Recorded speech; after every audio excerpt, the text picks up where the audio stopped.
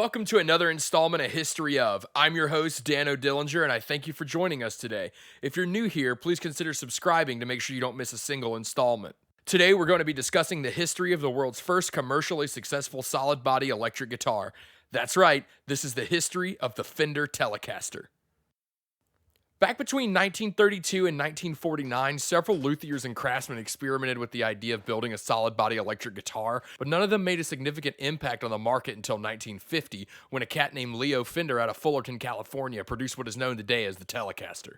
Leo ran an electronics repair shop called Fender's Radio Service, where he first repaired and then later designed amplifiers and electromagnetic pickups for musicians, chiefly players of electric semi-acoustic guitars, electric Hawaiian lap steel guitars, and mandolins. Players had been wiring up their instruments in search of greater volume and projection since the late 1920s, and electric semi-acoustics, such as the Gibson ES-150, had long been widely available. Tone had never until then been the primary reason for a guitarist to go electric. But in 1943, when Fender and his partner Doc Kaufman built a crude wooden guitar as a pickup test rig, local country players started asking to borrow it for gigs. Fender was intrigued, and in 1949, when it was long understood that solid construction offered great advantages in electrical instruments, but before any commercial solid-body Spanish guitars had caught on, that hand-built prototype, an unbranded white guitar with no model name, had most of the features of what would become the Telecaster. It was designed in the spirit of the solid-body Hawaiian guitars manufactured by Rickenbacker, small, simple units made of bakelite and aluminum with the parts bolted together, but with wooden construction.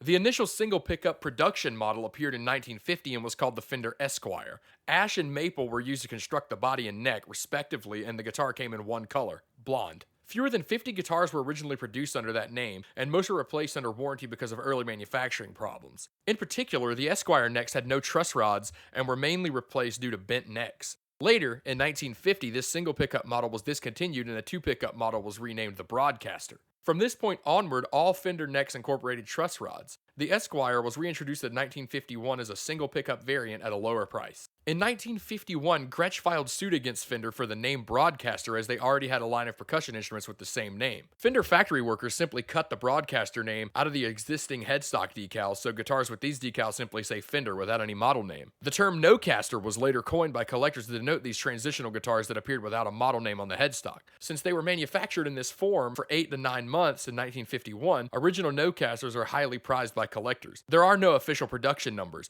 Experts estimate that fewer than 500 Nocasters were ever produced. Fender has since registered Nocaster as a trademark to denote its modern replica of the famous rarity. In around September of 1951, Fender renamed the guitar to Telecaster and started placing these decals on the headstock. The guitar, now known as the Fender Telecaster, was born. With a transparent butterscotch finish, single-ply black pickguard, maple neck with a walnut skunk stripe, the Telecaster was set to become the most successfully mass-produced electric guitar in history, along with the Fender Stratocaster, which would arrive later in 1954. We've all heard revenge is the dish best served cold. Well, in late 2002, Gretsch would end up being purchased by the Fender Musical Instrument Corporation, giving Fender control over marketing, production, and distribution. Sounds like a revenge move to me, but that's none of my business. Anyway, in 1952, now that Leo Fender was clear of any patent or naming infringements, the Fender company began producing the Telecaster guitar in larger numbers. These early Telecasters would become known as Blackguards, produced between 1950 and 1954. Legendary guitarist and innovator Les Paul had built a prototype solid-body electric guitar known as the Log in the 1940s, but he could never market this invention. Gibson produced the Gibson Les Paul guitar in 1952 after bringing on Les Paul to help design a commercial model to compete with Fender's Telecaster in the solid-body electric guitar market. And so began another wonderful tale of the great American rivalry: Ford, Chevy, Smith & Wesson,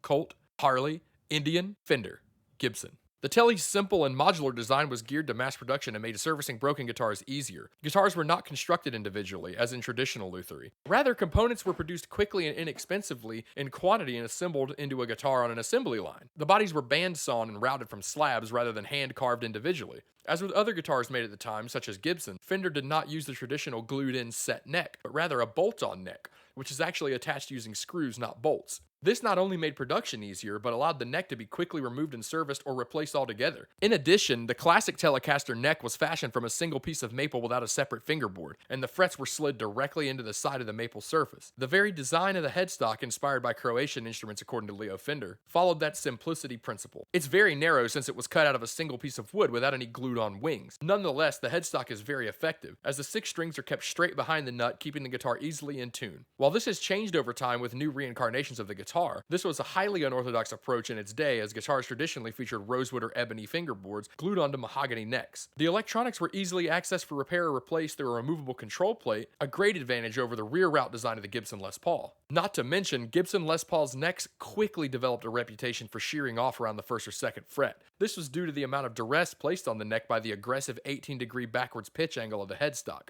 Fender, capitalizing on this reputation, were so confident in the strength of the Telecaster's neck, they released this image as an advertisement. Hashtag no caption needed. Telecaster has always had a 3-position selector switch to allow for different pickup configurations, as well as 2 knobs for controlling volume and tone.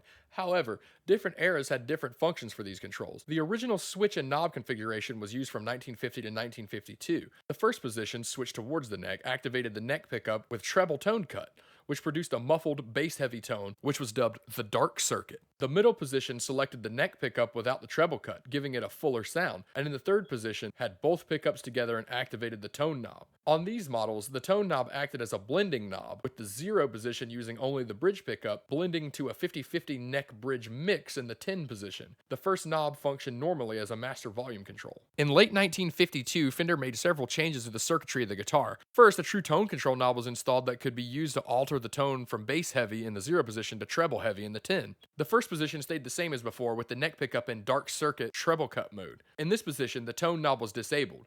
The middle position turned off the dark circuit and turned on the tone control knob for the neck pickup. Third position selected the bridge pickup alone, again with an active tone control knob. Although this provided the player with a proper tone control, the change also made it impossible to blend the signal from both pickups. In late 1967, Fender again modified the circuit. They removed the dark circuit from the first position and installed what has become the standard twin pickup switching system. Neck pickup alone with tone control in the first position, both pickups together with the tone control in the middle position, and in the third position, the bridge pickup alone with the tone control. Typical modern Telecasters, such as the American Standard version, incorporate several details different from the classic form. They typically feature 22 frets rather than 21, and truss rod adjustments are made at the headstock end or the body end depending on the model, typically at the headstock in newer models. The body end requires removal of the neck. The custom shop Baja Sexto baritone Tele was the only Telecaster featuring a 2-octave 24-fret neck. The 3-saddle bridge of the original has been replaced with a 6-saddle version, allowing independent length and height adjustment for each string.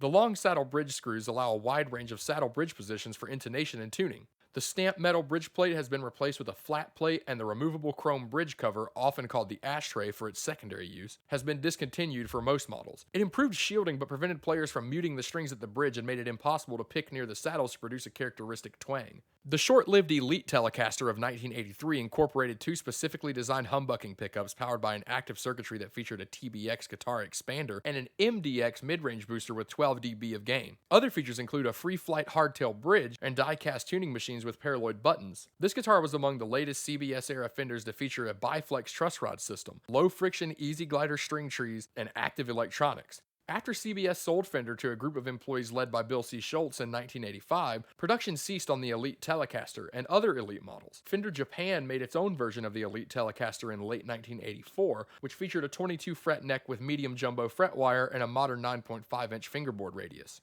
The Telecaster has long been a favorite guitar for hot rod customizing. Several variants have appeared throughout the years with a wide assortment of pickup configurations, such as a humbucker in the neck position, 3 single-coil pickups, and even dual humbuckers with special wiring schemes. Fender offered factory hot-rodded Teles with such pickup configurations, the US Fat and Nashville B-Bender Telecasters around 1998. The Deluxe Blackout Tele was also equipped with 3 single-coil pickups, a Strato Tele selector switch, and a smaller headstock than a standard Tele. Some also preferred tremolos on their Telecasters, installing a Bigsby on them. The most common variants of the standard 2-pickup solid-body Telecaster are the semi-hollow Thinline and Custom, which replaced the neck single-coil pickup with a humbucking pickup, and the twin humbucker Deluxe. The Custom and Deluxe were introduced during the CBS period, and reissues of both designs are currently offered. Let's take a quick look at the different model variants of the Fender Telecaster. Designed by German luthier Roger Rosmiesel, the Telecaster Thinline model first appeared in 1968. It is characterized by a body having a solid center core with hollow wings to reduce weight. The 69 version has 2 standard Telecaster single-coil pickups, string-through body bridge, and a choice of ash or mahogany body. Later, a 72 version was introduced based on the Fender Telecaster Deluxe with 2 Fender wide-range humbucking pickups. In 2011, Fender released the Modern Player Telecaster Thinline as part of the Modern Player series. This guitar featured two MP90 pickups similar to the Gibson P90 and a mahogany body. The Fender Custom Shop has produced a variation referred to as the 50s Telecaster Thinline with an ash body, maple neck, and a twisted telly neck pickup matched with a Nocaster bridge pickup. The first edition of the Telecaster Custom was produced between 1959 and 1968 and features a double-bound body but otherwise standard configuration. While the guitar was known as the Telecaster Custom, the decal on the headstock read Custom Telecaster. Later, editions of the Telecaster Custom were popularized by the Rolling Stones guitarist and composer Keith Richards, featuring a Fender wide-range humbucker in the neck position and a single-coil pickup at the bridge. To distinguish this model from the mid-1960s Custom with body binding, the market generally refers to the guitar as the 1972 Custom, indicating the year this model was released. The Telecaster Deluxe includes two Fender wide-range humbucking pickups and was originally produced from 1972 to 1981. It has since been reissued. The Telecaster Deluxe sported a large headstock similar to the Stratocaster, maple neck and a contoured body, as well as a tremolo bridge option on models manufactured after 1973. This model also had two volume and two tone control knobs on the front of the guitar rather than the usual one of each. The Telecaster Plus was designed to restore Fender's reputation after a group of employees led by William C. Schultz took over ownership from CBS in the early 1980s. The pickups used in early models were dual humbucking red lace sensors in the bridge position and a single blue lace sensor in the neck. Later models, post 1995 or so, used three gold lace sensors or a red silver blue set in a Stratocaster-like configuration, as well as low friction roller nuts, locking synchronized vibrato bridge and tuners, and a bound contoured alder body with ash veneer. These instruments were discontinued in 1998 with the advent of the American Deluxe series. In 2011, Fender released the entry-level Modern Player Telecaster Plus as a part of the Modern Player series. The guitar has a humbucker in the bridge, a Stratocaster-style single-coil pickup in the middle, and a Telecaster-covered neck pickup.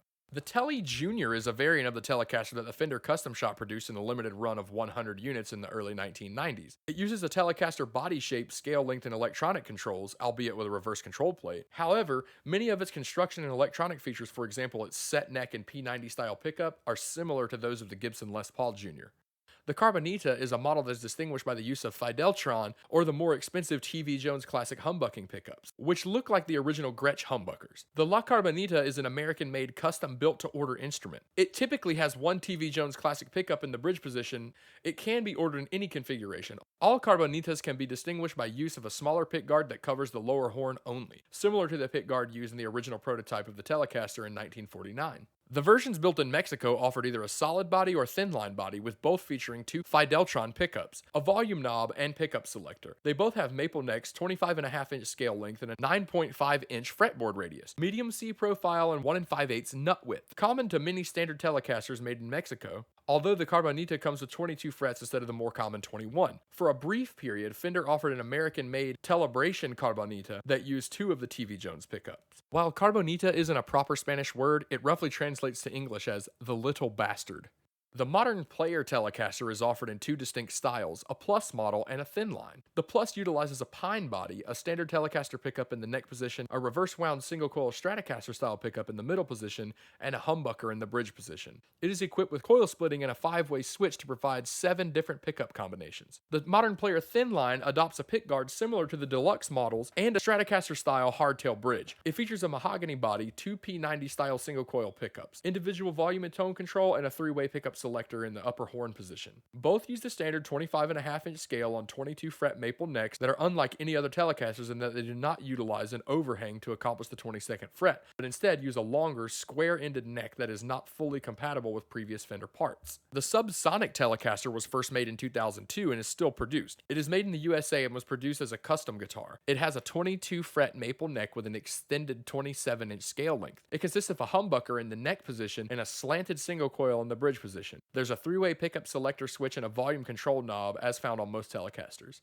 The Telecaster 12-string was produced from 1995 until 1998. It had 6 tuners per side of the headstock with the Fender logo in between. There were 2 options for the fretboard being maple and rosewood. The necks were all maple, pickguards came in white or black, and there was a 12 saddle bridge to accommodate the strings. The Nashville B-Bender Telecaster was produced from the year 1996 until the year 2000. The B-Bender device was used to change the B string's pitch to a C sharp at the press of a lever located at the guitar's strap peg. The styles of music usually utilizing this device on their Telecasters were country and country-inspired rock.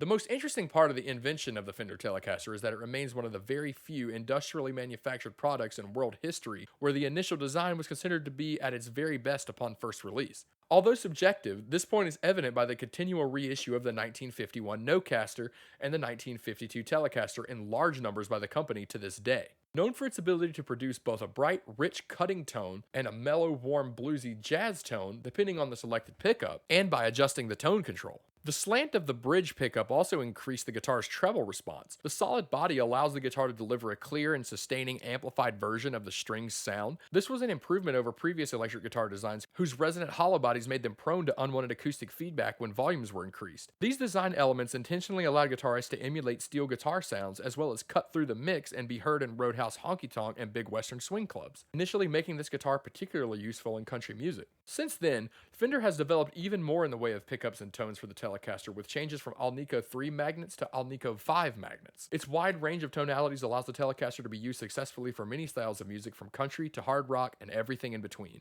In every genre of music, no matter how hard you look, you cannot escape the Fender Telecaster. It is always there, somewhere. The Fender Telecaster, the guitar that took the world by storm.